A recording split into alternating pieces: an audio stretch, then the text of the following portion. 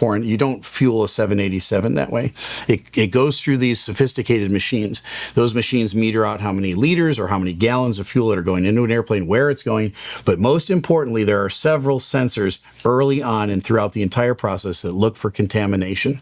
And they will automatically shut off fueling to that aircraft if it detects, and as I've been told from fuelers, and these are all licensed professional fuelers. I've talked to a bunch of them over the years. Remember, 40 years of flying airplanes, you have a lot of conversation with licensed fuelers.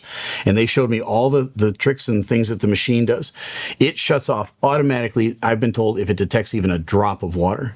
All right, so the airplane wouldn't have even been able to be fueled. But let's say for some reason, it got past all the sensors, it got into the airplane, and contaminated fuel was there. You would think at some point where they start up the engines, they taxi out, they're taking the runway, they push those big engines all the way up, and that fuel is really flowing. At some point, they'd have some indication of contaminated fuel.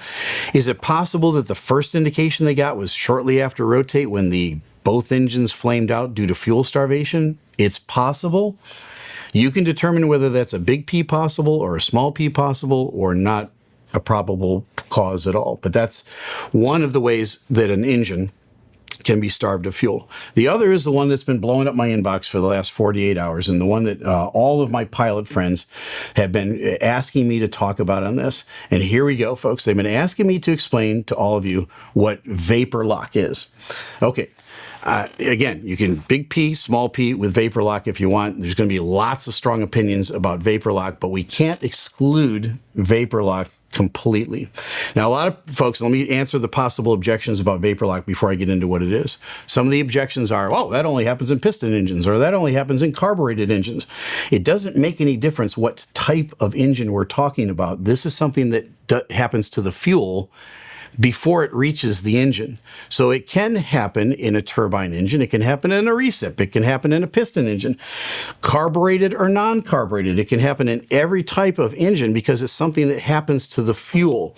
Now, I've got a great article here. I want to read it to you. I got to put my glasses on because I've been going for about 20 hours straight. My eyes are suffering. But this article is entitled Engine Vapor Lock in Aviation, Symptoms and Prevention Strategies. And it's written by Neil Glazier. And we'll put a link to the entire article in the description below. But I like this article because it's very thorough. It's written in layman's terms, so it's easy to understand. So if you're not a pilot or an engineer or professional, you can read this and understand what vapor lock is. And a big part of what we try to do on this channel is inform and educate so you feel really reassured about flying in airplanes. The more you know about airplanes and how they operate, the more likely you are to get in one and go flying, because they really are safe.